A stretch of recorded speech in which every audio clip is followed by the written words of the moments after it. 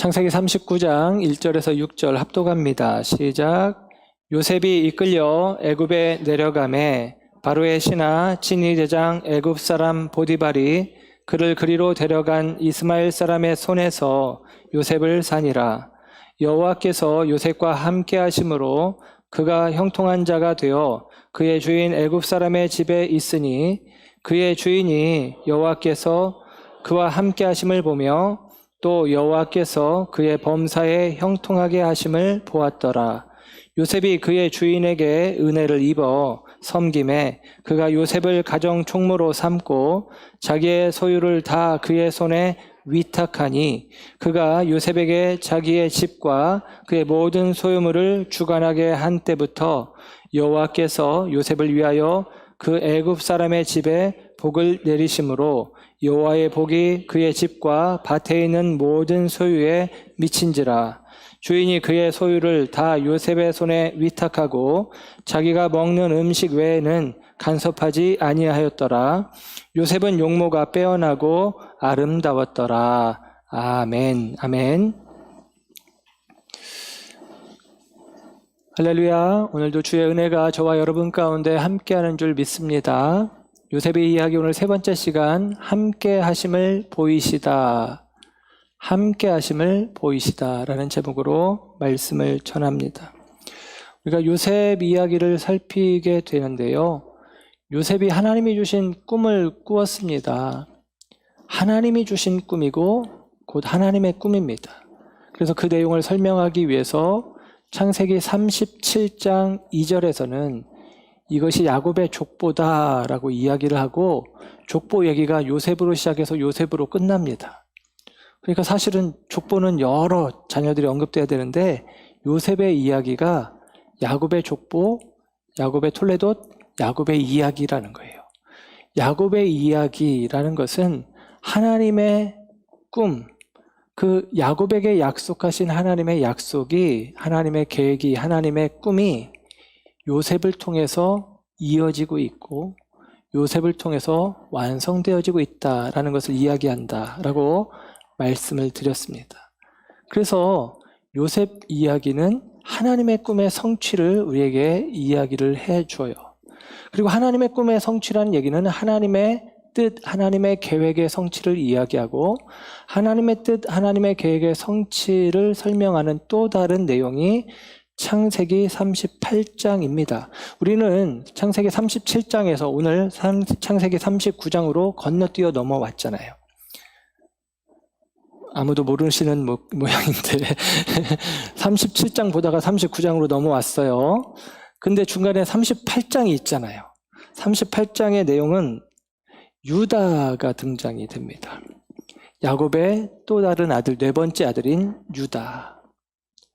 유다는 중요합니다. 나중에 유다지파라는 이름이 되어지고 유다 족속이 되어지고 유다 왕, 유다에서 나온 다윗 왕, 다윗이 예수님의 예표잖아요.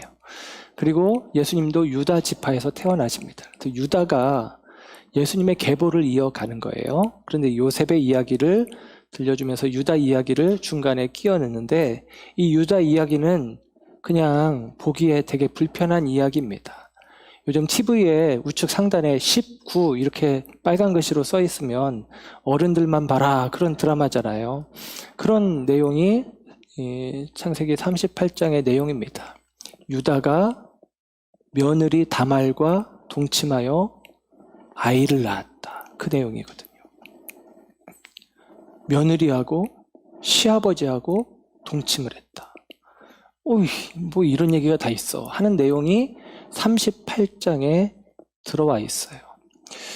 38장의 내용을 제가 설명할까 하다가 다음에 요셉 얘기를 다 끝마치고 할지 말지는 모르겠지만 뒤로 미루기로 했습니다. 큰 틀로 이야기를 드리면 창세기 38장의 유다의 이야기는 하나님의 계획이, 특별히 하나님의 구원 계획이, 구속사의 계획이 유다의 불순종으로 말미암아 멈춰질 상황에서 다말이라는 여인을 통해서 하나님께서 우리가 보기에는 터무니없는, 말도 안 되는 추잡한 그 상황들의 이야기 속에서도 하나님은 하나님의 구원 계획을 이루어 가신다라는 것입니다. 유다가 생각할 때 자기가 동침한 여인이 자기 며느리인지 모른 채 며느리가 임신했다는 이야기를 듣고 며느리를 불태워 죽이자, 그런 이야기를 합니다. 부정한 여인이라는 것이죠. 그런데 이 며느리 다말이 자기 시아버지 유다의 이 물품을 내어놓는 동시에 유다는 자기 과오를 깨닫고 이렇게 이야기를 합니다. 그는 나보다 옳다. 그는 나보다 옳다. 다말이 옳고 나는 틀렸다. 원어의 의미는 다말이 의롭고 라는 것입니다. 바꿔 말하면 다말이 의롭고 나는 죄됐다 라고 이야기하는 것입니다. 유다는 그릇됐지만 하나님은 그 유다를 통한 하나님의 구원 계획을 다말을 통해서 이루어 가시는 이야기가 창세기 38장의 이야기예요. 그렇게 하나님께서는 하나님의 계획을 반드시 이루신다라고 38장의 내용을 해놓고 37장 그리고 39장부터 50장까지 이어지는 이 요셉의 이야기로 그 다말과 유다의 이야기를 감싸고 있는 것입니다. 결국은 하나님이 이루신다라는 거예요. 그래서 말씀드렸죠. 하나님의 꿈은 반드시 이루어진다. 요셉의 꿈이라면 무너질 수 있겠지만, 꺾여질 수 있겠지만 하나님의 꿈은 반드시 이루어진다라고 말씀을 드렸습니다. 그리고 오늘 이제 요셉이 꿈을 꾸었다는 이유로 형들에게 미움을 받고, 그리고 형들에게 찾아갔을 때 형들이 요셉을 죽이기로 마음먹었다가 그렇게는 하지 않고 구덩이에 넣었다가 요셉을 다시 꺼내서 미디안 상인들에게 노예로 팔아버리거든요. 은 20에. 그리고 팔려간 요셉이 오늘 본문 속에서 보면 이집트까지 애굽에 끌려와서 애굽에서 노예 시장에서 아마도 팔리는 상황 속에 보디발이라고 하는 애굽의 바로 왕의 친위 대장, 우리로 치면 경호 대장 같은, 경호팀장 같은 일을 하는 보디발의 집에 노예로 들어가게 되었다라고 하는 내용이고, 요셉이 그 집에서 종으로 노예로 생활하는 동안 보디발의 집에서 하나님께서 복을 받게 하시고, 그리고 보디발이 요셉을 인정해서 그 가정의 가정 총무로 삼았다라는 내용이 오늘 본문의 내용입니다. 요셉의 이야기를 하기 전에 한 이야기를 하고 싶은데요. 예를 들면 어떠한 장로님, 누구라고 하면 그러니까 그냥 어떠한 장로님, 예를 드는 것입니다. 실제 그런 게 아니고 어떠한 장로님이 신앙생활을 너무나 잘하는 장로님이 계셨습니다. 교회를 사랑했고 교회를 위해서 열심을 냈고, 그리고 목회자를 존중하고 목회자의 말에 잘 순종하고, 그러면서 신앙생활에 열심을 냈는데, 그런데 어느 날 이분에게 큰 어려움들이 연거푸 닥치는 것입니다. 자녀들이 몰랐는데 마약을 하다가 들켜서 어려움을 겪게 되고, 그리고 아내가 바람피고 도망가 버리고, 그리고 사업은 어려움에 처하게 되어지고, 그리고 몰랐는데 그 어려움 속에서 몸이 아파서 병원에 갔더니 암입니다. 예를 들면 이런 진단을 받았다. 실제 있는 일이 아닙니다. 괜히 박 장로님 보면서 염려하지 마세요. 안 그렇습니다. 네. 그런데 그렇게 되었다. 그런 장로님에게 예를 들면 옆에 있는 성도님들이 아유 장로님 그래도 힘내세요. 견뎌보세요. 하나님께서 은혜 베푸실 겁니다. 회복하게 하실 것입니다. 그렇게 얘기하면 그 장로님이 아멘 하고 은혜를 받고 회복할 거라고 기대하고 마음을 단단히 하고 그렇게 될까요? 쉽지 않을 거라고 생각합니다. 그런 마음들이 그냥 단지 그렇게 될 거예요 한다고 해서 되어지지 않는 것을 잘 압니다. 욥기를 보면 욥이 예로 든 이 장로님과 비슷한 상황이 아닌가 싶은 생각이 드는, 욥은 정말로 하나님을 향해서 열심히 특심인 사람이었고 하나님도 그가 나를 경외한다라고 욥을 인정했던 그런 믿음의 사람입니다. 근데 어느 날 갑자기 그에게 어려움이 닥치는데 모든 재산을 다 잃어버리게 되어지고, 많은 자녀들이 있었는데 그 자녀들이 한순간 죽게 되어지고, 아내는 네 신앙이 뭐냐, 네 믿음이 뭐냐, 차라리 하나님을 저주하고 떠나가라 그러면서 옆에서 그 욥을 괴롭게 합니다. 악성 종기가 온몸에 나기 시작하면서 기왓장으로 몸을 긁어야 될 만큼, 다른 의미로 그 시대의 악성 종기는 불치병을 이야기하는데 그 불치병이 온몸을 감싸고 있는 상황입니다. 그 속에서 욥이 과연 그 믿음을 지켰을 수 있었을까? 욥은 여전히 하나님을 경외하는 사람으로 서 있었을까? 성경의 이야기는 그렇지 않은 모습을 보여줘요. 욥기 3장 1절에 보면 욥이 이렇게 이야기를 합니다. 그 후에 욥이 입을 열어 자기의 생일을 저주하니라. 생일을 저주했다. 내가 태어나지 않았더라면. 그 다음에는 그런 이야기들이 나와요. 엄마 뱃속에서 차라리 없어졌더라면, 아니 엄마가 나를 잉태하지 않았더라면, 내가 태어났어도 엄마 젖을 빨지 않았더라면, 그러면서 자기 생명에 대해서 부정하는 이야기를 가득하게 채워갑니다. 자기 출생을 저주하고, 그 얘기는 바꿔 이야기하면 생명을 부여하신 하나님에 대한 원망을 하는 거죠. 내가 태어나지 않았더라면 이 고통 가운데, 이 어려움 가운데, 이 절망의 상황 가운데 있지 않아도 됐었을 텐데, 아니 차라리 사는 것보다 죽는 게 낫겠다, 이런 마음이 욥의 마음이다라고 이야기를 해줍니다. 그러면서 그 욥의 모습을 이 창세기 욥기 3장 끝부분에는 이렇게 이야기를 해줘요. 25절 26절에 내가 두려워하는 그것이 내게 임하고 내가 무서워하는 그것이 내 몸에 미쳤구나. 나에게는 평온도 없고 안일도 없고 휴식도 없고 다만 불안만이 있구나. 그럽니다. 내가 두렵다, 내가 불안하다라고 이야기합니다. 여러분, 이게 불신앙의 한 단면이에요. 우리의 죄가 두 가지 양상으로 나타납니다. 그러니까 우리 안에 있는 죄가 우리의 내면의 성향으로 어떻게 나타나냐면 크게 두 가지로 이야기하는데, 첫째는 욕심, 욕망이에요. 없는 것을 갖고자 하는 마음이죠. 두 번째로는 두려움 혹은 불안입니다.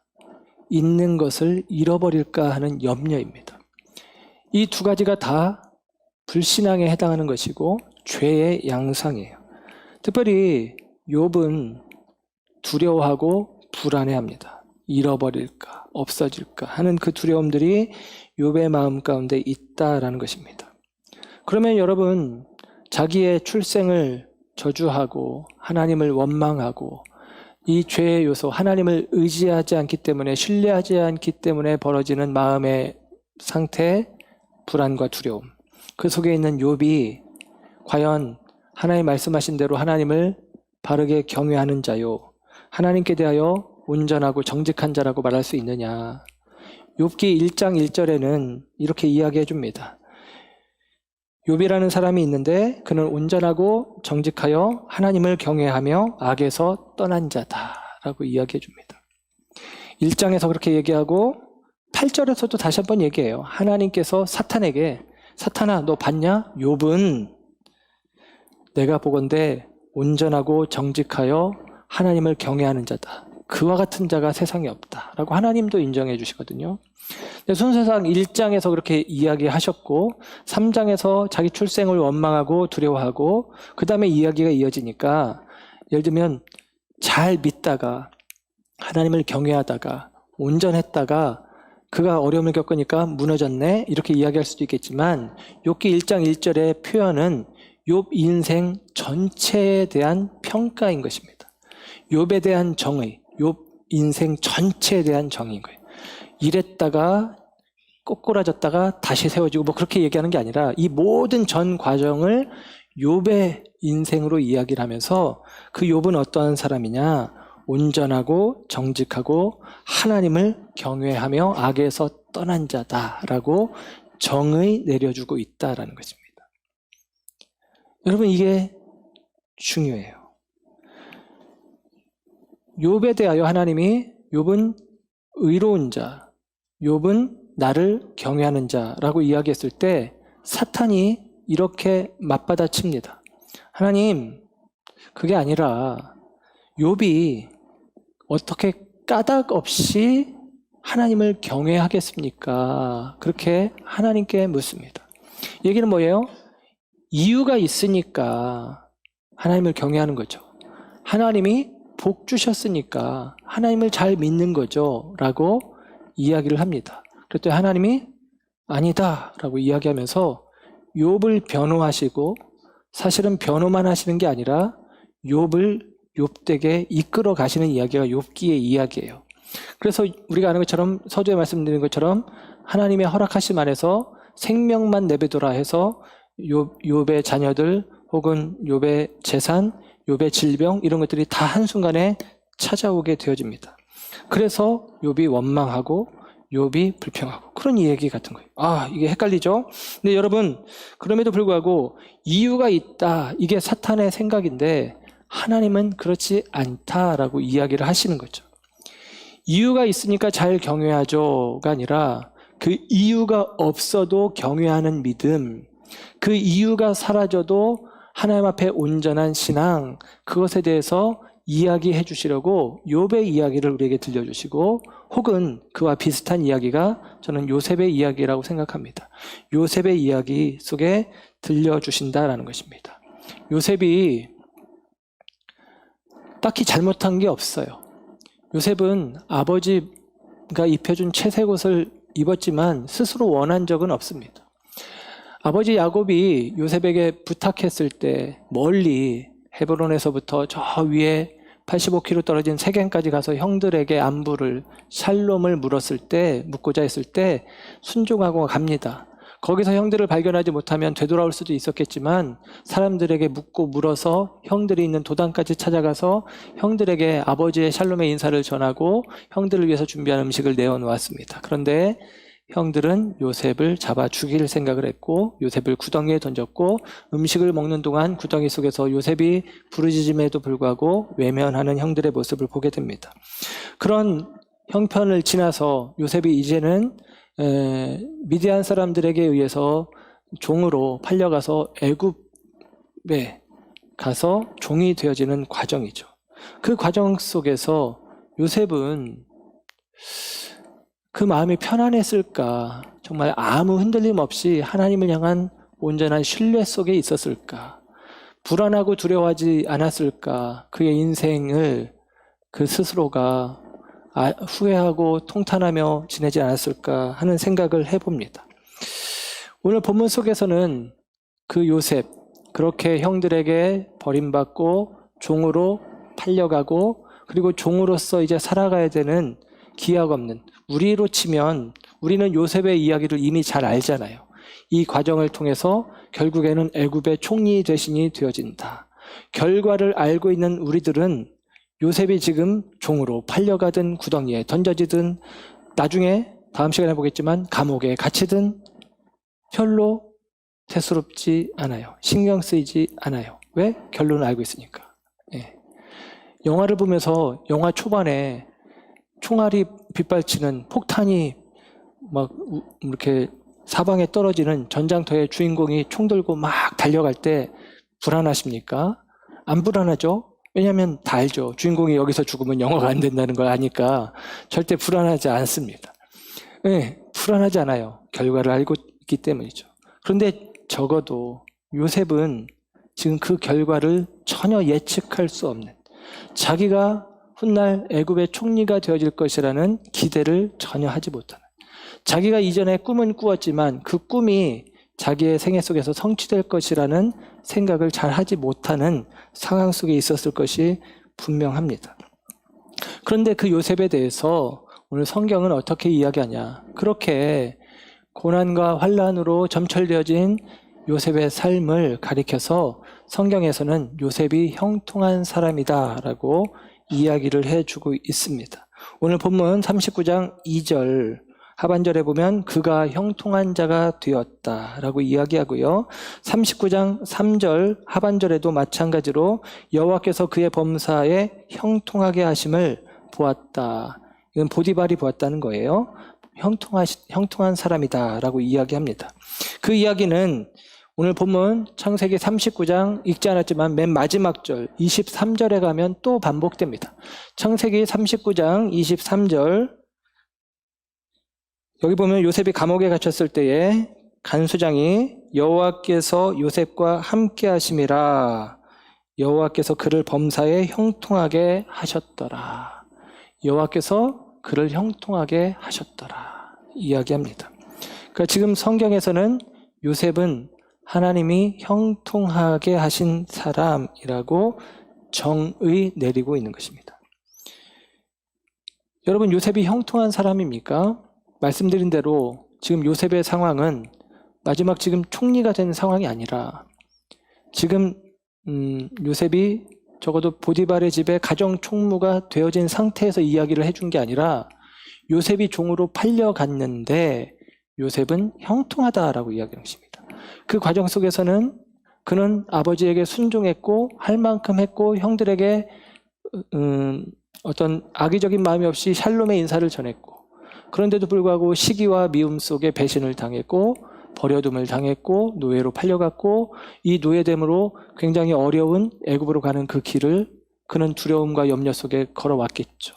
그리고 그 인생은 이제 끝났구나 하는 절망의 상황 속에 있었을 것입니다. 그런데 그 마음 속에 있는 마치도 욥이 자기 출생을 저주하며 하나님을 원망하는 그런 상황 같은 여러분 형들에게 구덩이 속에서 형들 나 좀 살려줘. 형들 왜 이래 나한테 왜 이래 나 좀 꺼내줘. 장난치지 마 그만해 나 좀 꺼내줘. 그런 얘기 하지 않았을까 싶어요. 근데 여러분 형들이 외면하는 걸 알고 나서 요셉이 나중에는 이러지 않았을까 저는 싶어요. 하나님 저를 좀 살려주세요. 그런데 여러분 요셉이 종으로 팔려가는 것입니다. 하나님도 자기를 버린 듯한 그런 시간들을 지내면서 있는데 성경은 그의 인생을 표현하기를 형통하다라고 이야기를 합니다. 형통하다. 이 형통이라는 말이 국어사전을 찾아보면 이렇게 쓰여져 있습니다. 모든 일이 뜻대로 잘 되어감. 모든 일이 뜻대로 잘 되어감. 이게 형통이래요. 그럼 요셉이 지금 형통합니까? 모든 일이 뜻대로 잘 되고 있습니까? 그래서 구덩이에 던져진 것입니까? 모든 일이 뜻대로 잘 되고 있습니까?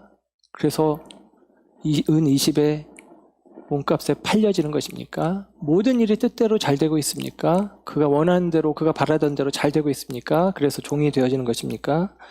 그게 아니라는 사실을 우리는 쉽게 인정할 수밖에 없습니다.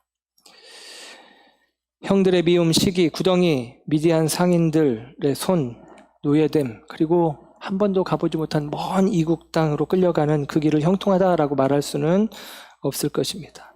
결과를 이미 알고 있기 때문에 우리는 염려하지 않지만 요셉의 마음속에서는 큰 낙심과 절망이 자리했을 것입니다. 여러분, 하나님께서 이전에 요셉에게 꿈을 꾸게 하셨잖아요. 2번이나.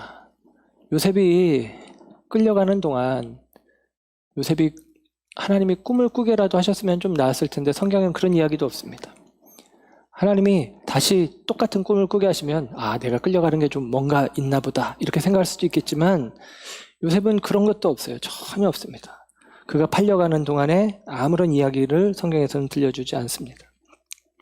그는 이제 하나님께 버림받은 인생 같은 느낌으로 그리고 형제들에게 버림받은 외면된 그리고 그 인생 스스로가 주도해서 가는 인생이 아니라 끌려가는 인생이 되어지며 뜻대로 되어지는 것이 아니라 뜻이 꺾여버린 종의 모습으로 자기 뜻을 펼치지 못하는 다른 사람의 뜻에 주장되어지는 종의 모습으로 살아가게 되어집니다.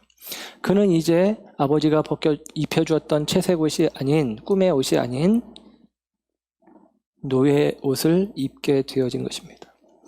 더 이상 아버지의 집이 아니라 주인의 집에서 살아야 되고 더 이상 아들로서 사는 것이 아니라 종으로서 살아가야 되는 형편이 요셉의 형편입니다. 그런데 그를 향하여 성경은 말합니다. 그는 형통한 사람이다 라는 것입니다. 그 형통함의 이유를 성경은 우리에게 이렇게 들려주고 있어요. 다시 2절과 3절을 다시 보시면 2절 앞부분에 여호와께서 요셉과 함께 하심으로 그가 형통한 자가 되었다. 3절에도 여호와께서 그와 함께 하심을 보며 또한 여호와께서 그의 범사에 형통하게 하심을 보았다. 23절 끝에도 여호와께서 요셉과 함께 하심이라. 여호와께서 그를 범사에 형통하게 하셨더라. 그가 왜 형통한 사람이냐? 우리가 볼 때는 형통한 사람이 아닌데, 범사에 잘 되는 일이 없는데 왜 형통하냐? 성경은 그가 어떻게 되었느냐, 그의 형편이 어떠하냐, 지금의 형편과 상황과 처지가 어떠하냐가 아니라 그와 하나님이 함께 하시고 있으니까 그는 형통한 사람이다라고 이야기해 주고 있는 것입니다. 이게 중요해요. 하나님이 함께 하시고 있기에 그는 어떠한 상황과 형편과 처지 속에서도 형통한 사람이다 라고 이야기해 줍니다. 창세기 26장에 보면 이삭에게 대하여 하나님이 말씀하십니다. 아브라함, 이삭, 야곱, 요셉. 이삭에게 하나님이 말씀하시기를 그 밤에 여호와께서 그에게 나타나 이르시되 나는 내 아버지 아브라함의 하나님이니 두려워하지 말라. 두려워하지 마. 내 종 아브라함을 위하여 내가 너와 함께 있어. 내가 너와 함께 있어. 내게 복을 주어 내 자손이 번성하게 하리라 하신지라. 아멘. 하나님께서 이삭과 함께 하겠대요. 이 함께 하겠다고 말씀하시면서 아브라함에게 준 약속을 너를 통해서 이룰 거니까 염려하지 마라, 두려워하지 말아라 라고 이야기해 주는 것입니다.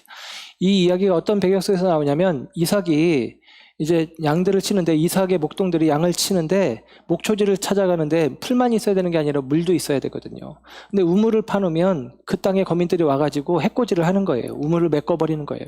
그러면 이삭이 이게 온유한 사람이라 그런지 싸우지 않고 피합니다. 다른 곳으로 옮겨가는 거예요. 그 과정 속에서 하나님이 말씀하시는 거예요. 사실 이삭은 원해서 가는 게 아니잖아요. 떠밀려 가는 것입니다. 쫓겨가는 것이죠. 그 속에서 하나님이 말씀하셔요. 염려하지 마라. 내가 너와 함께한다. 그거예요. 나는 너를 통해서 내 계획을 이룰 거야. 아브라함에게 주었던 약속을 너를 통해서 반드시 나는 이루어낼 하나님이니까 내가 너와 함께하니까 네가 떠밀려 간다고. 네가 우물을 지금 메워서 다시 가라앉은 상태로 목마른 상태로 유리방황한다고 염려하지 마. 그 이야기를 해주고 있는 거예요. 나중에 이 이야기 끝에는 창세기 26장 끝에는 이른바 브엘세바라고 하는 7개의 우물, 맹세 우물이라고 하는 그런 우물의 이야기가 나오는데 거기에 그 지역의 족장들이 찾아와가지고 이런 이야기를 합니다. 창세기 26장 28절에 그들이 이르되 여호와께서 너와 함께 계심을 우리가 분명히 보았다. 하나님이 너와 함께 하심을 우리가 분명히 보았다라고 증언을 해줘요. 그러니까 이삭은 계속같이 떠밀려가는 삶을 사는데 쫓겨가는 삶을 사는데 그럼에도 불구하고 그 이삭의 삶의 모습을 보며 이 가나안의 족장들이 하나님이 너와 함께 하심을 우리가 보았다, 알았다 라고 이야기를 해주죠. 참 특이한 이야기인 거예요. 그 이야기는 야곱에게도 이어집니다. 창세기 28장 15절에 야곱이 형을 속이고 아버지를 속여서 축복을 받고 도망치게 되어지는 형의 미움을 피해서 외삼촌의 집으로 도망가는 과정 가운데 베델에 머물게 되는데 베델에서 잠자리에서 꿈을 꾸죠. 그때 하나님의 음성이 야곱에게 들려집니다. 창세기 28장 15절 내가 너와 함께 있어 내가 어디로 가든지 너를 지키며 너를 이끌어 이 땅으로 돌아오게 할지라 내가 허락한 것을 다 이루기까지 너를 떠나지 아니하리라 하신지라. 내가 너와 함께 있어. 내가 가는 곳에 내가 함께 가겠다. 그리고 그가 외삼촌 집에서 20년 동안 노예에 가까운 종살이에 가까운 삶을 살다가 그가 다시 아버지 집으로 돌아오기를 선택하고 돌아오는 길에 형 에서가 두려웠는지 세겜이라는 곳에 머물게 됩니다. 거기서 또 어려움을 겪게 되는데 그때 하나님이 다시 한번 야곱에게 말씀하세요. 창세기 31장 3절 여호와께서 야곱에게 이르시되 내 조상의 땅 내 족속에게로 돌아가라.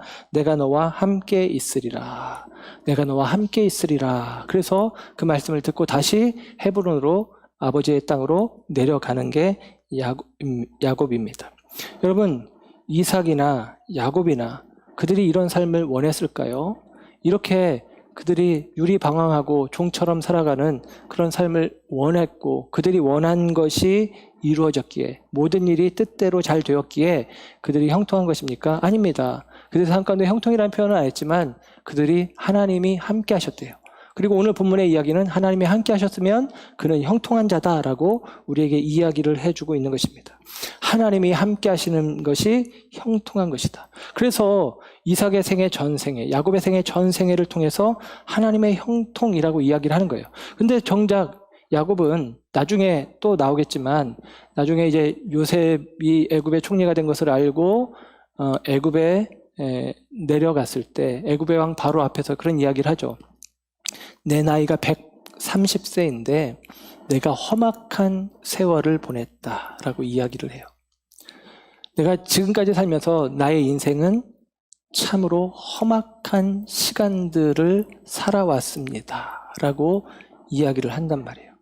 그 험악한 시간들을 살아온 야곱인데 그 야곱의 생애 속에 하나님이 함께 하셨다고 이야기를 하고, 오늘 본문에 비추어 이야기하면 그 야곱의 생애는 그러므로 형통한 삶이라고 성경은 평가하고 정의 내리고 있다라는 것입니다. 우리 입장에서는 동의가 잘 안 되는 거죠.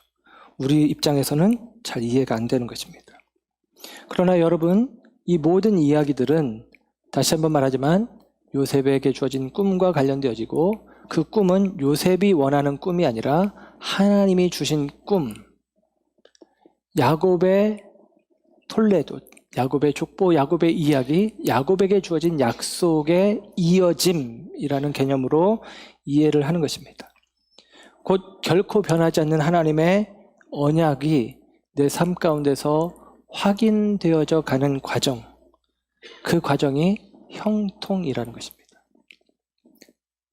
하나님의 약속이 내 삶 가운데서 깨달아지고 확인되어지는 과정, 그 과정이 형통이라고 하는 사실을 기억해야 합니다. 곧 나의 형통, 나의 뜻대로 되는 것이 아니라 하나님의 뜻대로 되는 것입니다.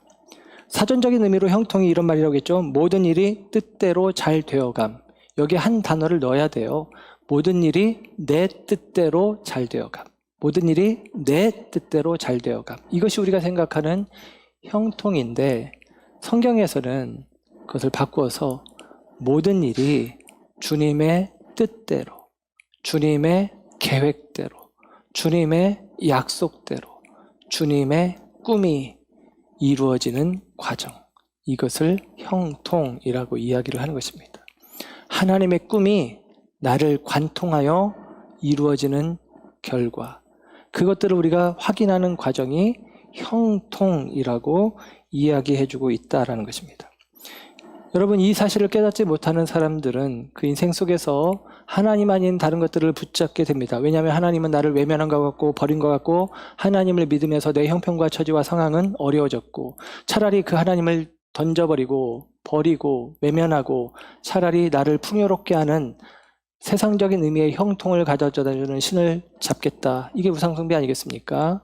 그 우상숭배에 빠진 대표적인 케이스들이 사사기에 있는 인물들인데, 사사기는 이야기하기를 자기 소견에 옳은 대로 행하였더라 라고 이야기를 합니다.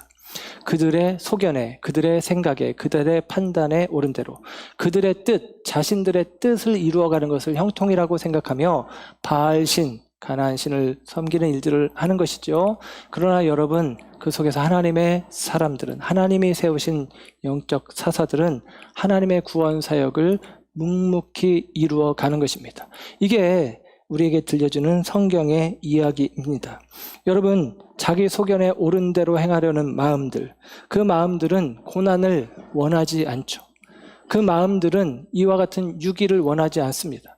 그 마음들은 내게 입혀진 채색 옷을 절대 벗지 않겠다는 마음들이 있습니다. 채색 옷을 나는 벗지 않을 거야. 절대 이 옷을 벗지 않을 거야.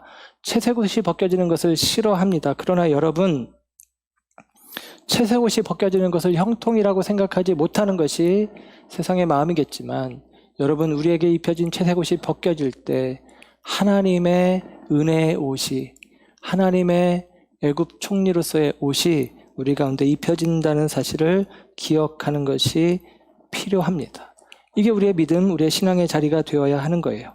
형들은 요셉이 자기들을 찾아왔을 때 요셉을 죽이기로 마음을 먹죠. 꿈꾸는 자가 오늘도다. 그러면서 그에 대하여 이렇게 이야기합니다. 창세기 37장 20절에 자, 그를 죽여 한 구덩이에 던지고 그의 꿈이 어떻게 되는지를 우리가 볼 것이니라. 그의 꿈이 어떻게 되는지 보자.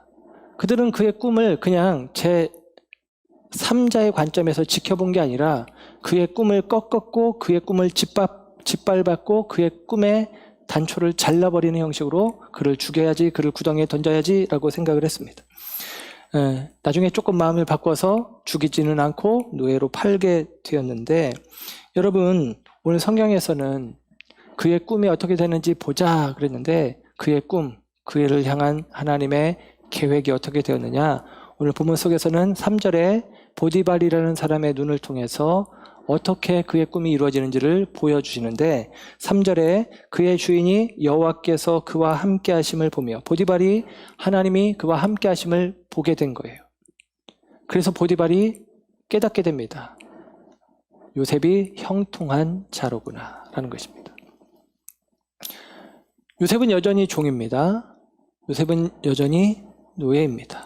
그런데 그는 형통한 사람이라고 인정받고 있고, 형들은 요셉의 꿈이 어떻게 되는지 나중에 지켜보겠지만 지금은 모르는데 우리에게 살짝살짝 보여주죠. 요셉의 꿈이 끊어지지 않았다, 멈춰지지 않았다, 포기되지 않았다. 요셉을 향한 하나님의 꿈은 지금 계속같이 이어지고 있다. 그래서 보디발의 눈을 통해서 우리에게 잠시 이야기해 줍니다. 하나님이 그럼에도 불구하고 그와 함께 하셨고 그는 형통한 사람이다 라고 이야기해 주고 있습니다. 여러분, 하나님이 함께 하십니다. 요셉으로 하여금 하나님이 함께 하심을, 요셉이 하나님과 함께 하심을 보디발로 하여금 보게 하십니다. 요셉은 형제들에게 버려졌고 아버지가 입혀주었던 채색옷이 벗겨지고 찢겨졌고 구덩이에 던져졌고 종으로 팔렸고 종의 옷을 입고 절망 가운데 살아가야 되는, 언제까지 이 종됨의 자리에서 사실은 벗어날 수 없는 상황이거든요. 영원히 종됨의 자리에 있어야 될 것 같은 상황 속에 있습니다. 그러나 여러분, 그렇게 요셉이 버려진 듯하지만 하나님의 사랑은 여전히 요셉을 따라오고 있는 것입니다. 요셉은 형들에게 버림받았지만 하나님은 요셉을 버린 것이 아니다라고 우리에게 이야기를 해주고, 그게 하나님이 함께 하신다는 의미입니다. 요셉의 꿈이 꺾인 것 같지만 요셉이 형통하다 말하며 요셉의 꿈은 여전히 진행형이라고 이야기를 해주고 있습니다. 하나님께서는 요셉의 채색 옷, 꿈의 옷이 벗겨질 때 하나님의 사랑의 옷, 은혜의 옷을 입혀주고 계신다라는 사실입니다. 요셉은 이 사실을 그 주인된 보디발을 통해서 확인하게 됩니다. 자기가 여전히 종이지만 그러나 하나님이 내게 은혜를 베푸신다라는 사실을 확인하게 되는데, 오늘 본문 5절에 가면 이렇게 기록을 해줍니다. 4절입니다. 죄송합니다. 4절. 요셉이 그의 주인에게 은혜를 입어 섬김에 그가 요셉을 가정총무로 삼았다. 요셉이 그의 주인에게 은혜를 입었다라고 이야기합니다. 보디발이 은혜를 베푼 것이죠. 그래서 이 그의 주인에게 은혜를 입어, 이 말이 원어 성경에는 어떻게 쓰이냐면 그의 눈에서 은혜를 발견했다라는 말입니다. 요셉이 보디발, 자기 주인의 눈을 들여다볼 때 자기에게 대한 자비로운 마음, 용인하는 마음, 너그러운 마음, 이런 마음들을 발견한 것이죠. 그래서 내가 은혜를 입었구나라는 것을 알게 됐다라는 것입니다. 여러분, 요셉의 입장에서 이렇게 해석할 수 있겠죠. 우리도 이렇게 해석할 수 있죠. 내가 형들에게 버림받았지만, 내가 노예로 팔려왔지만 그래도 나에게 이렇게 좋은 주인을 만나게 하셨구나, 내게 은혜 베푸는 주인을 만나게 하셨구나, 하나님이 이렇게 인도하셨구나 라고 고백할 수 있는 것이죠. 그런 고백이 요셉에게 있도록 은혜를 입게 하셨다라는 것을 확인해 주고 있습니다. 요셉이 그냥 은혜를 입었을까? 그건 다 아니겠죠. 앞부분에 이야기했습니다. 하나님이 함께 하심을 보디발이 보았기 때문입니다. 그런데 여러분, 보디발의 입으로도 이야기를 하거든요. 보디발의 고백으로도 우리에게 들려줍니다. 그 주인이 그와 함께함을, 여호와께서 그와 함께함을, 요셉과 함께함을 보았고 그 주인 보디발이 요셉이 형통케 함을 보았다라고 이야기를 해줍니다. 여러분, 하나님이 함께 하셨다라고 보디발이 인정해주고 있는 거예요. 하나님이 그와 함께 하는구나. 그런데 여러분, 보디발은 애굽 사람이에요. 애굽 사람은 하나님을 믿지 않아요. 믿지 않는다는 것보다는 더 정확하게 말하면 하나님을 몰라요. 태양신을 중심으로 한 여러 다신교 신앙이 애굽의 신앙이고, 태양의 아들이라고 여겨지는 파라오를 가장 지척에서 보필하는 친위대장의 역할을 하고 있는 보디발은 바로 그 신앙 가운데 있을 가능성이 분명합니다. 나중에 요셉으로 말미암아 야곱의 일가가 오고 400년 동안 애굽에서 종살이하다가 모세 시대에 출애굽하는 이야기가 나오는데, 모세 시대에 모세가 바로왕에게, 훗날 바로왕에게 가서 이야기할 때 이 백성을 보내라. 이스라엘 하나님 야훼 하나님이 우리를 보내라고 하셨다. 그랬더니 바로가 뭐라고 이야기하냐면, 야훼가 뭐냐? 나 모른다. 그렇게 얘기하거든요. 몰라요. 요셉이 살았어도 이 이스라엘 사람들이, 히브리 사람들이 이렇게 많이 살아도 무시하는 것이 애굽입니다. 그러니까 여러분, 사실 바꿔 말하면 보디발은 몰라요. 하나님을 몰라요. 그런데 지금 뭐라고 해요? 하나님이 그와 함께 하심을 보았다라고 이야기해요. 그럼 어떻게 된 거예요? 하나님을 알게 된 것이죠. 하나님을 어떻게 알게 됐을까요? 합리적인 추론은 이것입니다. 요셉, 그거밖에 없어요. 요셉이 하나님을 말한 것입니다.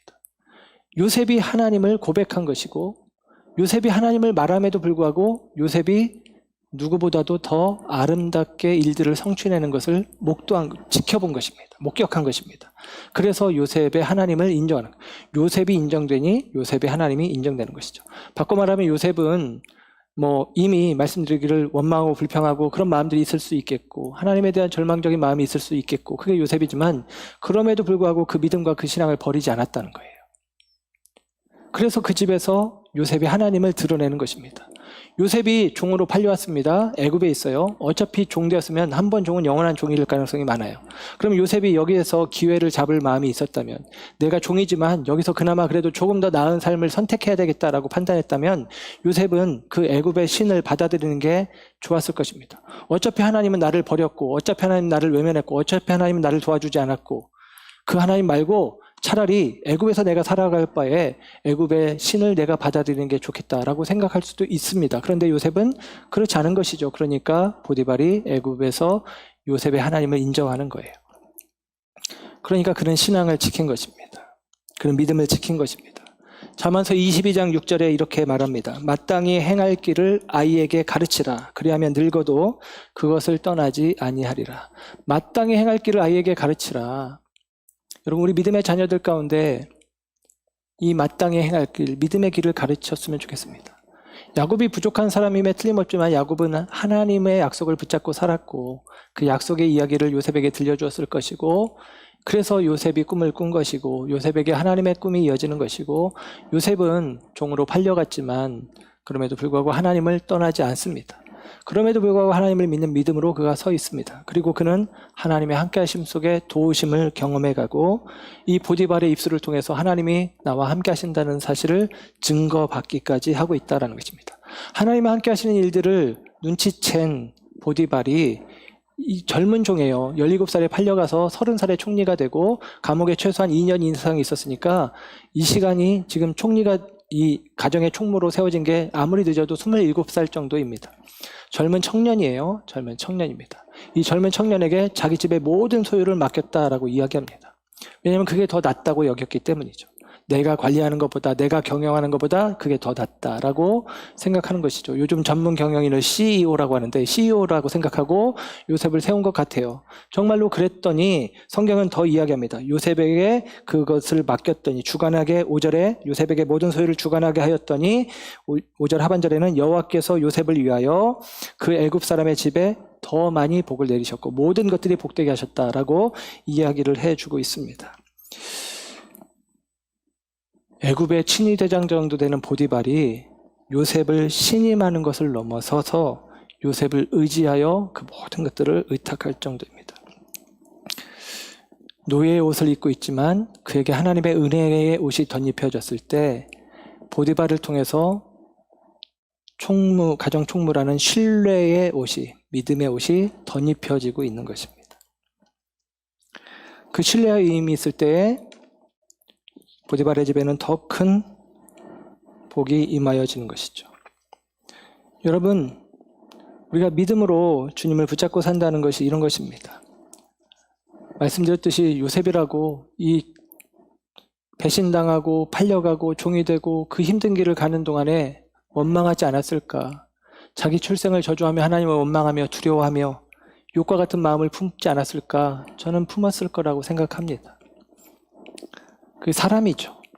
그러나 그럼에도 불구하고 주님을 떠나지 않았다는 것입니다. 그럼에도 불구하고 그 하나님을 끝까지 붙잡았다라는 것입니다. 형통한 사람이라고 표현한 성경의 내용들을 쭉 살펴보면 어떤 일을 했을 때 어떤 상황에서 형통케 하신다는 이야기도 있지만 사람에게 형통이라는 말을 썼을 때 요셉 말고 또 두 사람에게 이 표현이 쓰여지는데 바로 다니엘과 느헤미야입니다. 다니엘도 포로로 잡혀간 사람, 느헤미야도 포로로 잡혀간 사람. 그들이 다 포로로 잡혀갔는데 다니엘도 총리의 역할을 감당하고 느헤미야는 술관원장으로 아닥사스다 황제의 인정을 받아서 나중에 예루살렘 성벽 재건에 큰 일을 감당합니다. 예, 포로로 잡혀간 사람, 떠밀려 간 사람들에게 성경이 형통하다라고 이야기를 해주고 있는 거예요. 요셉에게 형통하다라고 이야기하고 있습니다. 사랑하는 여러분, 저와 여러분의 생애 속에서 우리가 원하는 일들이 이루어지는 것, 내가 원하는 바들을 이루어가는 것을 형통이라고 생각할 수 있습니다. 모든 일이 내 뜻대로 잘 되어감. 그게 아니라 성경은 다시 우리에게 얘기합니다. 모든 일이 나를 통해 하나님의 뜻대로 잘 되어가는 것. 이것이 형통이다라고 이야기합니다. 그리고 그 사실을 확인하는 것은 다름 아니라 하나님이 나와 함께 하시고 있음을 확인하면 됩니다. 내가 지금 굴곡진 내리막길을 걸어가고 있어도 이게 형통인지 우리 느낌으로는 잘 안 보이죠. 이게 어떻게 형통이겠습니까? 아니죠. 그런데 이 순간에도 이것을 형통으로 해석하기 위해서, 이해하기 위해서, 깨닫기 위해서 우리에게 필요한 게 뭐냐? 하나님이 나와 함께 하신다. 하나님이 나랑 함께 애굽으로 가시면, 하나님이 나와 함께 구덩이로 내려가시면, 하나님이 나와 함께 종된 자리로 가시면 확인이 되는 거죠. 바꿔 말하면 이것입니다. 내가 구덩이에 있어도, 내가 감옥에 있어도, 내가 종됨의 자리에 떨어져도 하나님이 함께 하신다는 믿음이 우리 가운데 있으면 우리는 나의 삶을 형통한 삶으로 해석해내게 되어진다라는 것입니다. 여러분, 우리의 채색 옷이 벗겨지는 게 싫지만 그러나 그 옷이 벗겨져야 은혜의 옷이 입혀지는 것입니다. 나의 꿈의 옷이 벗겨져야 하나님의 꿈의 옷이 덧입혀지는 것입니다. 그리고 하나님이 함께 하심을 목도하고 확인하는 시간들은 솔직히 우리 신앙생활하면서 우리가 행복하고 즐겁고 좋을 때 하나님 느껴집니까? 힘들고 어려울 때 하나님이 느껴지는 거 아니겠어요? 그때 하나님이 함께 하신다고 우리는 고백합니다. 사도행전 7장에 보면 스데반의 설교 속에서 스데반이 요셉을 잠깐 언급하면서 이렇게 이야기합니다. 여러 조상이 요셉을 시기하여 애굽에 팔았더니 하나님이 그와 함께 계셔. 형들은 요셉을 버렸지만 하나님은 함께 하셨다라고 스데반도 이야기해 줍니다. 하나님이 요셉과 함께 하셨다. 사랑하는 여러분, 저와 여러분이 어떠한 형편과 상황 속에 있든지 믿음으로 하나님을 바라보십시오. 하나님이 우리와 함께 하십니다. 우리가 하나님이 주신 꿈, 하나님이 주신 약속, 내가 믿음으로 붙잡고 있다면 하나님은 절대로 나를 떠나지 않습니다. 하나님은 우리와 함께 하십니다. 그 하나님께서 우리를 통해서 하나님의 구원의 계획들을 이루어 가실 것입니다. 마지막에 창세기 50장 20절에 형들 앞에서 요셉이 이야기합니다. 형들은 나를 버렸지만 하나님이 나를 함께 하시며 나를 이끄셔서 나를 이 애굽으로 인도하신 까닭이 무엇이냐? 당신들은 나를 해하려 하였으나 하나님은 그것을 선으로 바꾸사 오늘과 같이 많은 백성의 생명을 구원하게 하시려 함이 하셨나니 그럽니다.